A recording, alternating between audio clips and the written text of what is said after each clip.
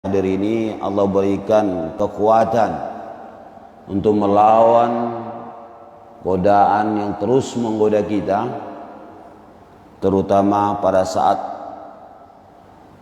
subuh. Makanya kelebihan sholat subuh itu dibanding sholat yang lain itu jauh.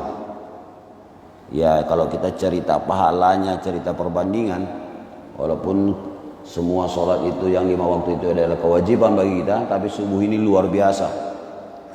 Luar biasa. Salat dan salam tak bosan-bosannya kita adakan ke pangkuan baginda Rasulullah sallallahu alaihi wasallam. Allahumma salli ala sayyidina Muhammad. Semoga kita termasuk umat yang diakui beliau. Kenapa saya sampai ke Bapak yang diakui beliau? Ya bisa saja kan Rasul tidak mengakui kita umatnya. Ini bahayanya juga. Walaupun kita umat Muhammad, perasaan kita kan bisa-bisa aja. Contoh ini contoh. Saya tinggal di komplek ini, Kapling Harapan Jaya ya. Ya, Kapling Harapan Jaya ini udah ada 10 tahun belum? Lebih. Ya, taruhlah 10 tahun. Saya tinggal di sini 10 tahun juga. Begitu ada Kapling Harapan Jaya ini, saya sudah di sini. Tapi selama di sini saya, ini analisanya aja, analisa saya biar menggampangkan pemahaman aja. Saya sudah tinggal 10 tahun sini, tapi selama 10 tahun jangankan melapor sama Pak RT, tegur sapa aja saya tak mau sama Pak RT.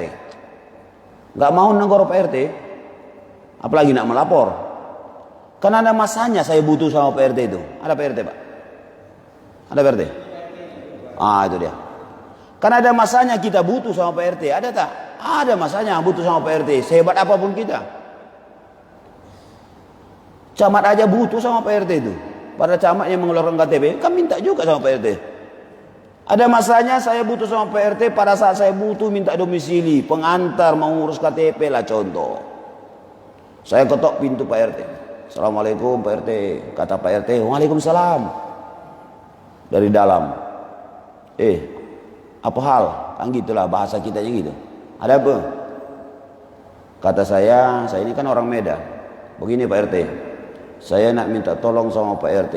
Itu masih sopan bahasa saya itu kan. Saya ini minta tolong sama Pak RT. Saya ini nak ngurus KTP, minta surat pengantar Pak RT. Kata Pak RT, awak warga siapa? Coba yang angkat. Tadinya saya ada 10 tahun loh di sini. Tapi tiba-tiba keluar bahasa Pak RT. Karena saya tidak pernah melapor. Tegur sapa saya sama Pak RT tak mau saya. Kau pasti Pak RT nanya, awak itu warga mana? Lah, orang Medannya keluar langsung tuh. Naik darah dia. Baru jadi Pak RT ngomong kayak gitu. Belum ada Pak RT saya sudah ada di sini Pak RT. Kan begitu bahasanya. Orang begitu ada Kapling Harapan ini, Harapan Jaya ini, saya sudah ada di sini. Hebat kali Pak RT ini ngomong kayak gitu. Belum ada Pak RT, duluan saya di sini Pak RT. Kata Pak RT, walau 100 tahun awak tinggal di sini, kalau saya tak ngakui mau gimana? Coba bayangkan. Rupanya Pak RT lebih keras. Mau berapa tahun awak di sini tak? Kalau saya tak akui awak sebagai warga saya, awak nak cakap apa? Kata dia. Tambahlah naik darah saya kan. Hebat kali Pak RT ngomongnya ini. Udahlah, saya balik. Gak mau lagi saya berurusan dengan Pak RT. Udahlah, itu Pak Camat saya itu aja orang kami itu. Kan orang kami kan Batubara itu kan. Pak Irus Batubara itu ya dah. Camat Bengkok dah, Pak Irus Batubara kan. Ya, kebetulan ada adik saya itu. Ya, orang kampung saya, tapi kelahiran belakang Padang udah itu. Orang tuanya. Udahlah Pak RT, saya langsung aja, nggak usah pakai pengantar Pak RT lah. Saya langsung aja jumpa Pak Camat ini. Orang Pak Camat itu adik saya kok. Bisa keluar ke TV. Kata Pak RT, silakan. Tak peduli saya. Awak nak lapor langsung ke Pak Camat ke, mau langsung ke Pak Wali ke, atau langsung ke Jokowi silakan Pak. Tak ada masalah. Tak peduli saya, kata Pak RT. Gitulah pula kan. Ini analisanya begini, ketika kita mengaku-ngaku umat Muhammad, ada masanya bisa saja Rasul Muhammad itu tak mengakui kita. Jangan mentang-mentang 7 keturunan Islam mengaku-ngaku umat Muhammad. Melapor saja tak pernah, tegur sapa tak mau, maka bisa saja tidak diakui oleh Rasul sebagai umatnya. Melapor itu tahu tak melapor itu? Sholat 5 kali sehari semalam. Laporan bahwa kita Islam. Sholat subuh, Allahu Akbar, asyhadu an la ilaha illallah wa asyhadu anna Muhammadar Rasulullah. Waktu bangun tidur, ya Allah, saya bangun tidur, saya Islam. Mengucap syahadat toh. Nanti masuk di pertengahan hari, lapor lagi, ya Allah, asyhadu an la ilaha illallah, lapor ya Allah, saya masih Islam. Pas asar, lapor lagi kepada Allah, ya Allah, saya masih Islam ya Allah. Pas mau maghrib, tiba maghrib, lapor lagi kepada Allah. Mau tidur pun kita habis sholat isya, lapor lagi kepada Allah. Laporan wajib 5 kali terus malam. Ini 7 keturunan, saya mohon maaf. Saya ini bukan 7 keturunan Islam. Saya ini keturunan mu'alaf, Pak. Saya ini asli Batak Tulen, Pasar Ibu itu. Orang tua saya itu peminum darah. Peminum darah ayam. Ya orang tak punya agama Kristen, Pak. Saya mu'alaf. Kalau ayah saya pernah saya lihat itu, Pak. Motong ayam itu ditampungnya pakai baskom. Darah ayam itu bukan ke tanah, darah ayam itu ke baskom. Habis itu minumnya langsung. Tapi alhamdulillah ayah saya tobat. Alhamdulillah ayah saya itu saya anggap mati syahid. Dia begitu tobat segala macam, ikut arahan saya, saya bawa ke Batam, ikut di Batam. Meninggalnya saya anggap meninggal mati syahid karena meninggalnya tabrakan, meninggal di tempat. Ya, dia dari pesantren Darul Falah jemput anak saya. Karena sore jam 5 balik dari Darul Falah, saya kan tinggal di Taman Raya. Sampai sebelum simpang bandara itu tabrakan lori. Meninggal dua-duanya, Pak. Iya, itu beberapa tahun yang lalu. Itu baru terasa saya, Pak. Ternyata saya nasihatin orang sabar, saat itu saya tidak bisa sabar, Pak. Ya meninggal depan saya 2 mayat, Pak. Ayah saya, anak saya. Ya, saya anggap mati syahid itu karena jemput anak saya dari pondok pesantren kan. Ya itu ceritanya begitu. Jadi ceritanya tadi kita ini laporan wajib 5 kali sehari semalam. Tegur sapa tadi apa? Tegur sapa itu adalah sholawat kepada Nabi.